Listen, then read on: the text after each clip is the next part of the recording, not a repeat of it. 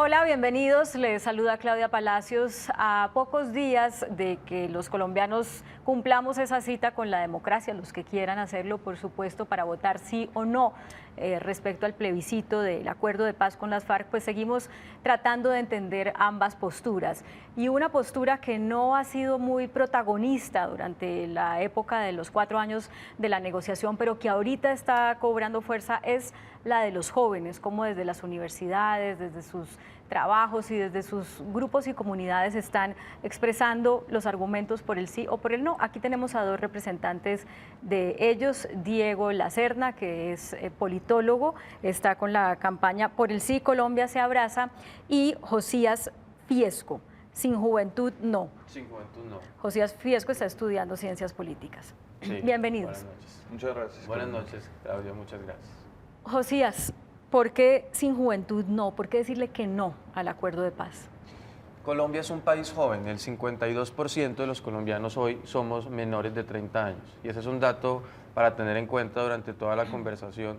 Y la preocupación gigante fue que aunque el actor transversal de la guerra en Colombia, es decir, víctimas y victimarios, también hemos sido los jóvenes, no existió un punto claro, definido en la agenda entre el gobierno y las FARC. Por eso, lo que hoy tenemos los colombianos es los puntos que para el gobierno y las FARC le consideraron relevantes, importantes. No asumir compromisos puntuales alrededor de los 6.000 jóvenes que hay en las FARC. ¿Qué va a pasar? Desde el mes, nunca se dijo nada, pero en el mes de mayo anunciaron que los niños saldrían de sus filas, siguieron postergando todo durante varios tiempos. Después en agosto se le pregunta a los señores del gobierno, bueno, ¿y para cuándo van a hacer realidad lo que anunciaron en mayo? No, las FARC cuando los definan conveniente y demás. Y es así como hoy podemos decir los jóvenes terminamos siendo, llegando a lo que consideraron lo importante el gobierno y las FARC. Por eso quisiera dejar otra reflexión. Mire, para hacer la guerra, Claudia, se necesitan dos cosas: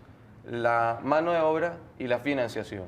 Y fue precisamente eso lo que dejó intacto los acuerdos entre el gobierno y La Habana. No se entregaron las rutas del narcotráfico, ni se habló nada sobre los 6.000 jóvenes. ¿Qué ha pasado con esas dos cosas? Pues hemos visto que aumentaron los cultivos ilícitos en un 30%. ¿Y qué ha pasado con los demás grupos? Han aumentado su número de miembros. Usted ha dicho unas cosas aquí que por supuesto, yo le voy a dar la palabra ahorita a Diego para que refute lo que crea que es importante refutar, pero también desde la cobertura de noticias que hemos hecho, pues creo que es justo decir que en el acuerdo dice que las FARC se comprometen a entregar las rutas, pero una vez esté firmado el acuerdo todavía no está firmado, así que en efecto no las han entregado, pero el acuerdo sí lo contiene.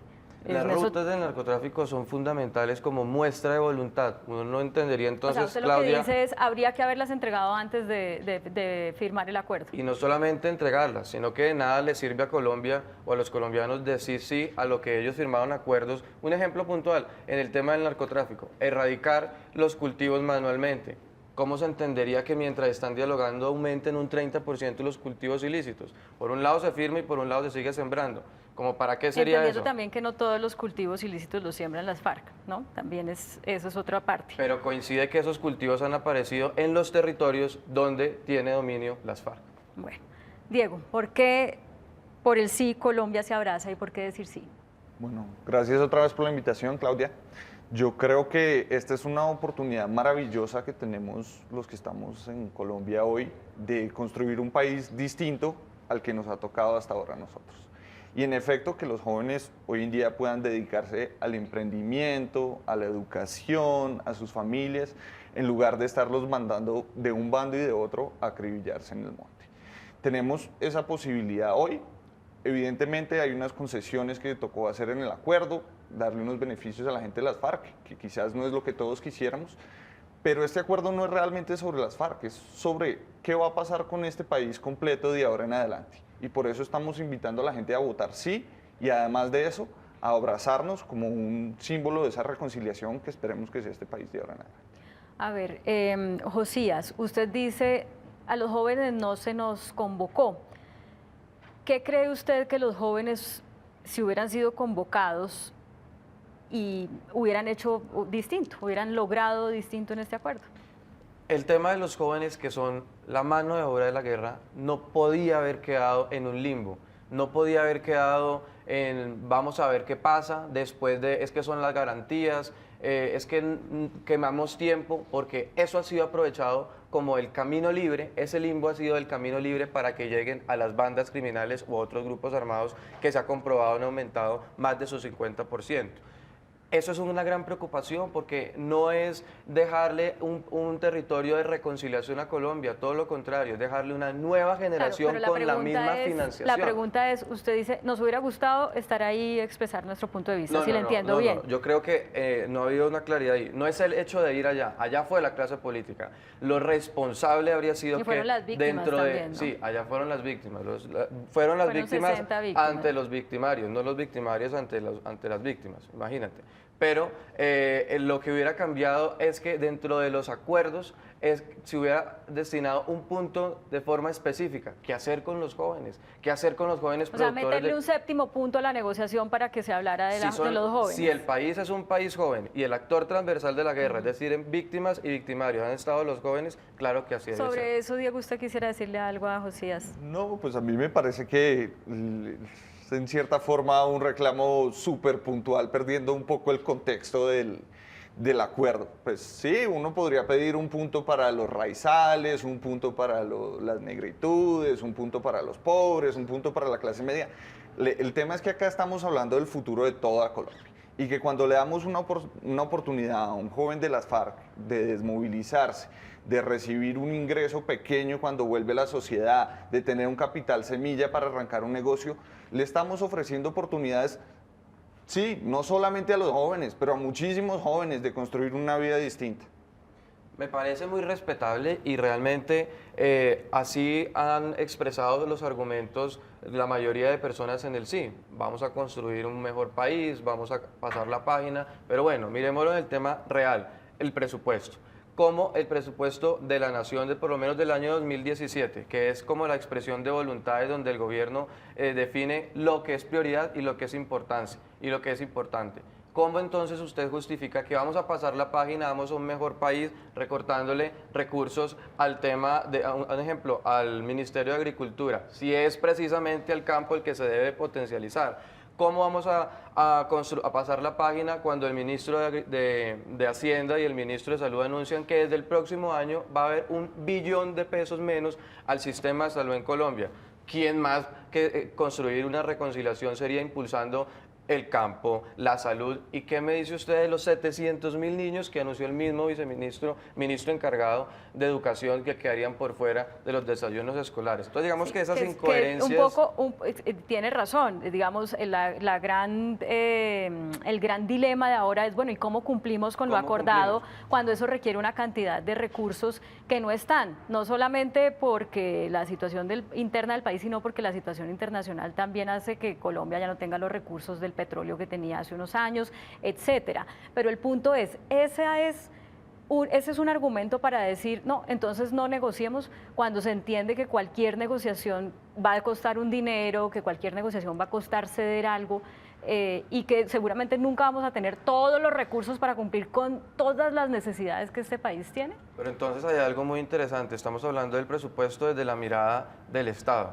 porque ya desde la contraparte dijeron que no tenían dinero, ni para reparar las víctimas, ni para hacer nada. Hay otro punto muy interesante que es el tema del si el narcotráfico es o no delito conexo.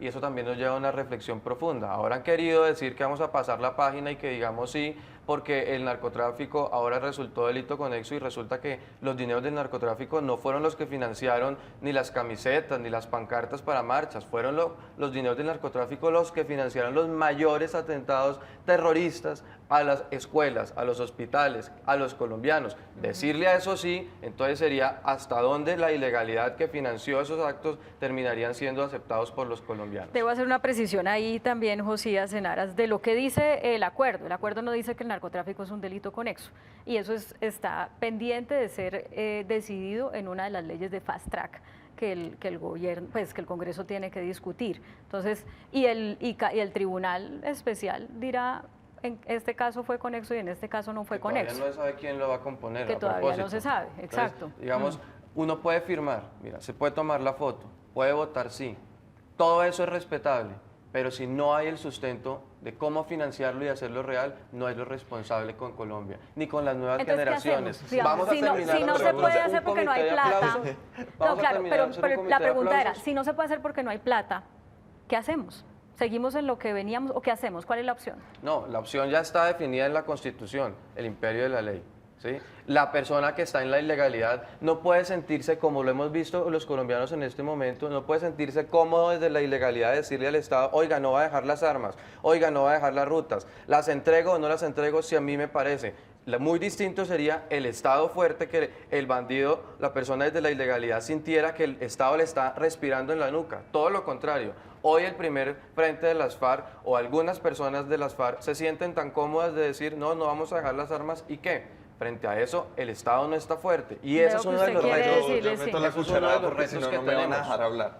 Mire, acá uno puede gastarse mucho tiempo haciéndole críticas puntuales al gobierno, al acuerdo, pero el tema de fondo es que la alternativa, que es seguir en el camino que llevamos los últimos 50 años, no es simplemente muchísimo más costosa, sino es muchísimo más dolorosa para este país, sino que hemos fracasado en 1000 veces.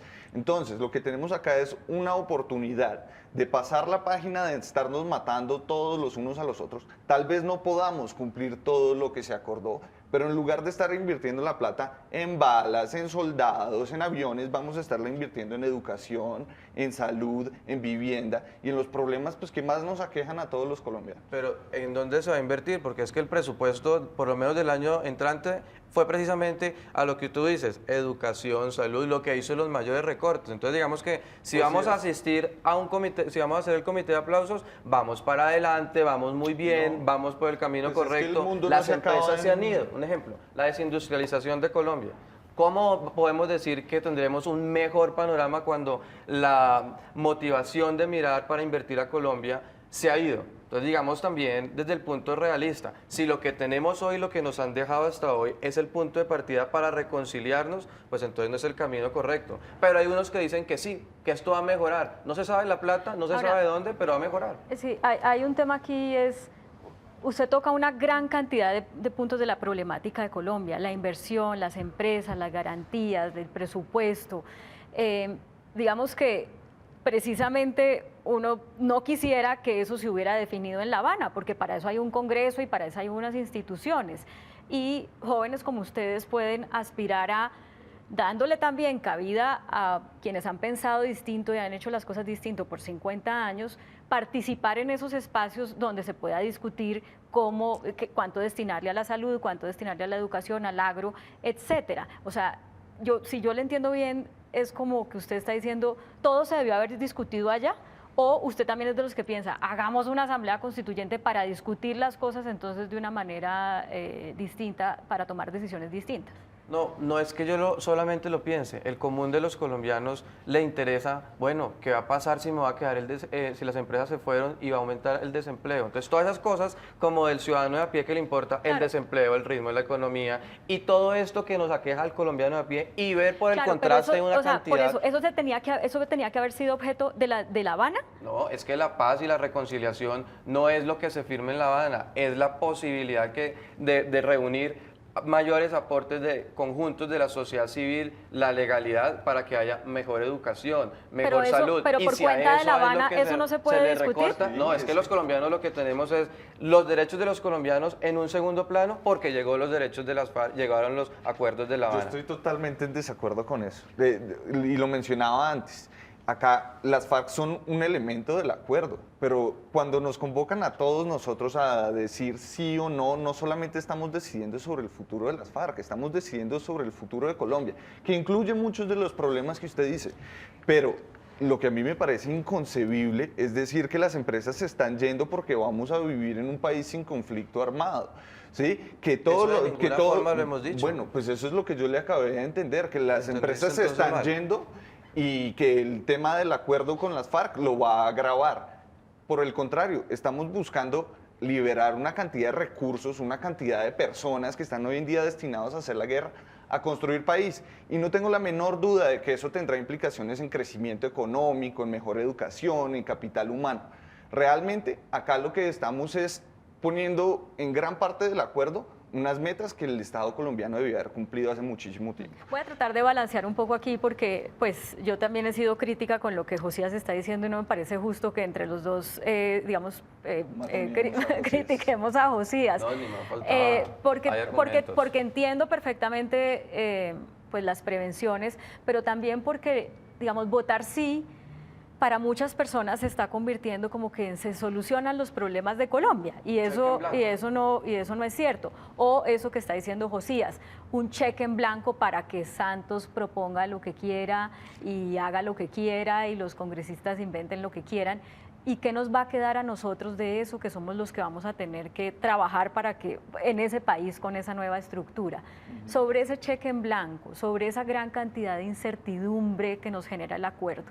No, muchos pensamos, bueno, no es lo que quisiéramos, pero es menos peor de lo que había, entonces hagámosle y después miramos cómo solucionamos lo que se presente. Un poquito como con los ojos tapados y un poquito irresponsable, podría llamarse. Ante eso, ¿usted qué diría? No, yo le diría a la gente que todos tenemos cierta incertidumbre alrededor del acuerdo. Yo creo que ni siquiera Humberto de la Calle o Sergio Jaramillo saben exactamente cómo va a salir esto.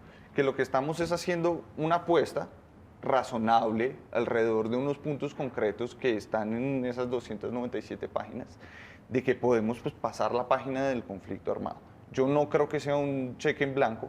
En realidad, pues hay gente que le gusta agravar muchísimo esas incertidumbres que hay, que van a poder revisar todas las decisiones de las cortes que se han tomado hasta hoy, que van a poder perseguir a la gente que combatió a las FARC. Yo creo que eso es simplemente meterle miedo a la gente sin una justificación razonable.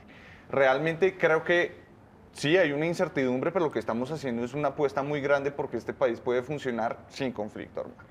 Bueno, dale. Yo decía, Claudia, ahora hacía referencia de cómo las empresas se han ido, el tema de salud, el tema del recorte de los niños. Es porque esos son los temas que nos preocupan en la calle a la gran mayoría de colombianos, a un gran número de colombianos. Hay que decir también que se han ido unas y han llegado otras, ¿no? Más se han ido. El proceso de desindustrialización que ha tenido el país ha sido gigante.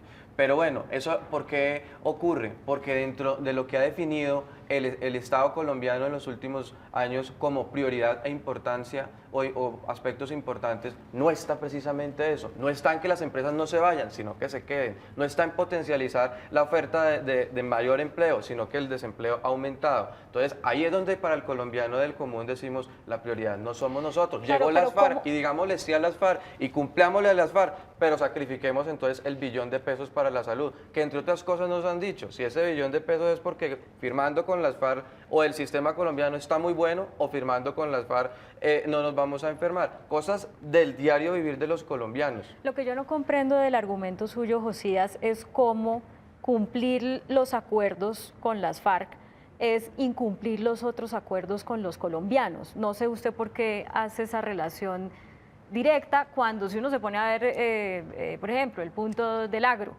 es crear un fondo de tierras que no es para dárselos a las FARC, que es para presupuesto al mismo ministerio de Agricultura. Eso es cierto, pero es una falta de presupuesto que hay en Colombia enorme. Y de responsabilidad también. ¿Cómo se va a cumplir el acuerdo? Seguramente no se va a cumplir ni en un 50%, pero el tema es cómo, yo no veo la relación entre cómo cumplir el acuerdo con las FARC hace que entonces haya menos dinero para generar empleo o menos dinero para atender la salud, cuando también se entiende que al tener menos recursos para la guerra y más para la educación, como ha sido en el presupuesto de los últimos 2 años, pues vamos por la ruta que usted está señalando que sería la ideal.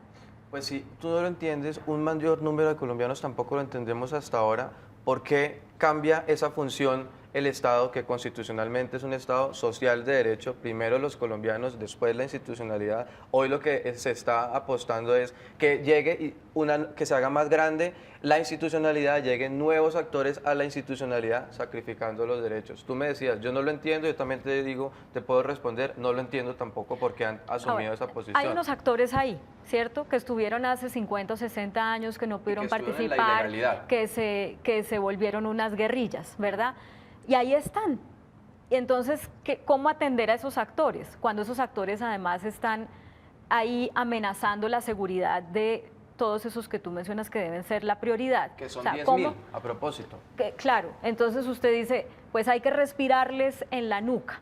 Eso quiere decir, cuando se les respiró en la nuca, hubo unos aciertos, digamos, desde el punto de vista militar. Y económico, y se social, dio de baja y demás. a un número de personas, pero no se acabó.